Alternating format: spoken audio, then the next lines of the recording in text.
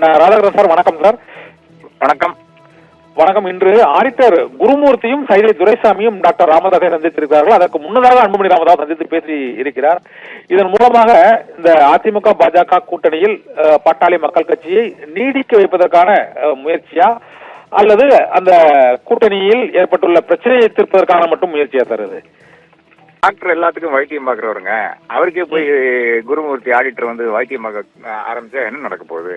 இது வந்து டாக்டர் ஐயாவை தெரியாம இருக்கும்போது இப்படி எல்லாம் வெளிப்படையாக வந்து நாங்க போய் சமரசம் செய்ய போறோம். அதாவது குருமூர்த்திக்கு வந்து ஒரு விஷயம் செய்யும் போது வந்து ஆயிரக்கணக்கான நபர்களுக்கு தெரிய வேண்டும், உலகத்துக்கே அறிய வேண்டும். அதான செஞ்சாரு. அப்படி அப்படி அப்படி இருக்கின்ற ஒரு நிலையில் வந்து நிச்சயமாக டாக்டர் வந்து இந்த ஒரு விஷயத்துக்கு ஒத்துக்கொள்ளவே மாட்டார். இவருடைய குருமூர்த்தி வந்த ஒரே ஒரு காரணத்துக்காக ஒத்துக்கொள்ள மாட்டார்.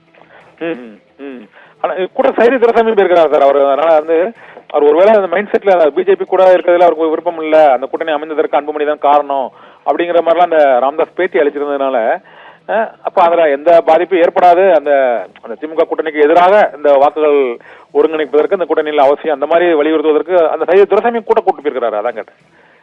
ஆமா, அது கரெக்ட் தான். டாக்டரை பொறுத்தவரை அவர்களுக்கு வந்து அதிமுக வந்து அதிகாரத்துக்கு வரணும் என்று இருக்கிறது, அடுத்த தேர்தலை வந்து வெல்ல வேண்டும் என்று இருக்கிறது.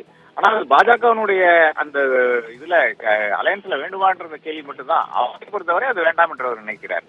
அப்ப இந்த முரணை எப்படி வந்து சரி பண்றது எனக்கு தெரியல. அதுவும் குறிப்பாக வந்து குருமூர்த்தி மாதிரி ஒருத்தர் போனாருன்னா நிச்சயமாக அது வந்து வேலைக்கே ஆகாதுங்க.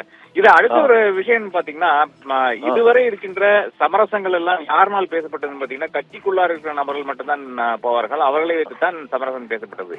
வெளியிருந்து வர்றது அவர் வந்து ஒத்துக்கொள்ளவே மாட்டார். ஏனென்றால் அவரே வந்து ஆயிரக்கணக்கான சமரசங்கள் வந்து செஞ்சு வச்ச மனிதர். பாக்கி இருக்கின்ற கட்சிகளுக்கு, பாக்கி இருக்கின்ற நபர்களுக்கு செஞ்சு வச்ச மனிதர். அப்ப அவர் வந்து குறிப்பாக இந்த குருமூர்த்தி மாதிரி ஒரு கேரக்டர் அனுப்புனதே தப்புன்னு நான் கருதுகிறேன். அது அமித்ஷாவினுடைய தவறாகத்தான் நான் பார்க்கிறேன். அமித்ஷா மறுபடியும் தப்பு கணக்கு போடுறாரு தமிழ்நாட்டை பொறுத்தவரை. என்றால் இன்றும் அவர் வந்து குருமூர்த்தி மாதிரி ஒரு கேரக்டர் வந்து நம்பிட்டு இருக்கிறார். ஏற்கனவே அவர் அமித்ஷா வந்து இந்த அண்ணாமலையை நீக்கினது தவறா நினைக்கிறீங்களா சார் நீங்க? இந்த கூட்டணிக்காக அண்ணாமலையை அந்த தலைவர் பதவியில் இருந்து அவர் விலக சொல்லி நயனாநேந்திரனை வந்து அந்த பொறுப்பில் ஏற்க செய்து இந்த கூட்டணி உருவாக்குவதற்கு அதை வந்து பயன்படுத்தியது அது சரியான நடவடிக்கை தவறான நடவடிக்கை நீங்க பாக்குறீங்க பொதுவா? இல்ல, நான் வந்து ஒரு தேசிய கட்சியினுடைய, அதுவும் பலம் வாய்ந்த ஒரு தேசிய கட்சியினுடைய தலைவனா இருக்கும்போது, அதுவும் ஒரு 1000 கேஸ் இருக்கின்ற ஒரு நபர் வந்து என்ன பார்த்து இல்ல அவனை நீக்கலன்னா நான் வந்து இங்க கூட்டணிக்கு வரமாட்டேன்னு சொன்னா நான் ஒரு 4 ரைடு விடுவேன். அவ்வளவுதான். கட்சியை வந்து பிளவு பண்ண வைப்பேன். அப்படித்தான் செய்திருக்க வேண்டும். அதை தாண்டி உங்களுடைய ஒரு நபரை, அதுவும் மாநில தலைவரா இருக்கின்ற ஒரு நபரையே வந்து தூக்கி போட்டு அவர் சொல்றாருன்னு சொல்லிட்டு தூக்கி போட்டு நீங்க அவரோட போய் உட்கார அதனுடைய உள் அர்த்தம் என்னன்னு பாத்தீங்கன்னா வேற ஒண்ணும் கிடையாது. Desperate to come to power in Tamil Nadu. வேற ஒண்ணுமே கிடையாதுங்க. எங்களுக்கும் அதிகாரத்துக்கு வர வேண்டும். என்ன செய்து வேணாலும், யாரு கூட சமரசம் செய்து வேணாலும் நாங்க அதிகாரத்துக்கு வருவோம் என்றது அந்த ஒரு மனப்பான்மையை தான் காமிக்குது. ஆனா ஆர்கே சார், இப்போ இந்த திமுக கூட்டணியில இருக்க மாதிரி இவங்க திமுக எதிராக இருக்கக்கூடிய அந்த கூட்டணி அவங்க அந்த அடுத்த முறை பவருக்கு வருவதற்கான அந்த ஒரு சூழ்நிலை அவங்க கட்சிக்குள்ளேயே உள்ள அந்த உள்கட்சி குழப்பம்ங்கிறது, கூட்டணி குழப்பம்ங்கிறது அதிமுக பாஜக கூட்டணியில அது அதிமுகவிலே அந்த கூட்டணி குழப்பம் இருக்கு. அங்க ஓபிஎஸ் டிவி இவங்களுக்குள்ள ஒரு ஒருங்கிணைப்பு இல்லாம இருக்கு. பாரதிய ஜனதா கட்சியிலும் அண்ணாமலையை மாற்றியது ஒரு எதிர்ப்புணர்வு இருக்கிறது. இது தவிர மற்ற கட்சிகளும் பாட்டாளி மக்கள் கட்சியில இது போன்ற ஒரு உள்கட்சி குழப்பம். இதே போல தேமுதிக இந்த மாநிலங்களவை எம்பி பிரச்சனை கொடுக்கறதுல அவங்களுக்கும் ஒரு இவ்வளவு குழப்பம் அந்த எல்லா கட்சிகளிலும் இருக்குது. இவங்களால அந்த 2026 தேர்தலில் ஒரு வலிமையை எதிர்த்து நின்று அந்த வாக்குகளை அறுவடை செய்ய முடியுமா அந்த திமுக எதிர்ப்பு வாக்குகள் நினைக்கிறீங்களா சார்? இல்ல, அது இப்போதைக்கு அது வாய்ப்பு கிடையாது. குழப்பங்களுடைய முரணான ஒரு மூட்டையாகத்தான் இந்த கூட்டணி இருக்கிறது. அது ஒரு பக்கம். அடுத்ததாக இப்போ வந்து கூட்டணி அறிவித்து விட்டாச்சு. அதாவது அமித்ஷா வர்றாரு, நல்ல ஹோட்டல்ல உட்கார்ந்து நல்லா சாப்பிட்டு வந்து கூட்டணி அறிவித்து போயிட்டாரு. இவரை பேசவே விடல. ஓகே, அதுக்கு பிறகு வந்து இவர்கள் 2 பேரும் பப்ளிக்காக சந்தித்து ஏதாச்சும் ஒரு கோஆர்டினேஷன் கமிட்டியோ இல்லை என்றால் நாங்க வந்து இப்படி செயல்பட போறோம் என்றோ ஒரு செயல் திட்டமோ ஒண்ணுமே யாருக்குமே விளக்கவில்லை இல்லையா? இப்ப நாராயணனும் எடப்பாடி பழனிசாமியும் பப்ளிக்காக சந்திச்சு இல்லை என்றால் அவருக்கு பிரைவேட்டாக சந்திச்சு வெளியே வந்து ஒன்னா ஒரு பிரஸ் மீட் கூட கொடுக்கவில்லை இல்லையா?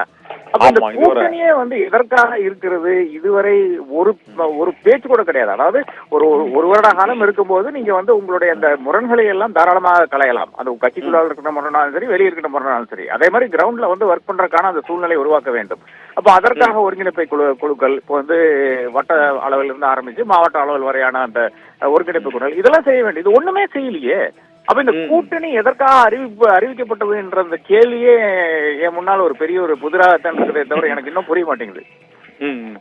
தற்போதுள்ள நிலையில இதுல இன்னொரு தகவல் இருக்குது. பட்டலே இவர் அன்புமணி ராமதாஸ் வந்து டாக்டர் ராமதாஸ் சந்திக்க மறுத்துட்டதாகவும் ஒரு 45 நிமிஷங்கள் காத்திருந்து விட்டு அவரு சந்திக்க மறுத்ததுனாலதான் இவங்க போய் திரும்ப போயிருக்கிறாங்க.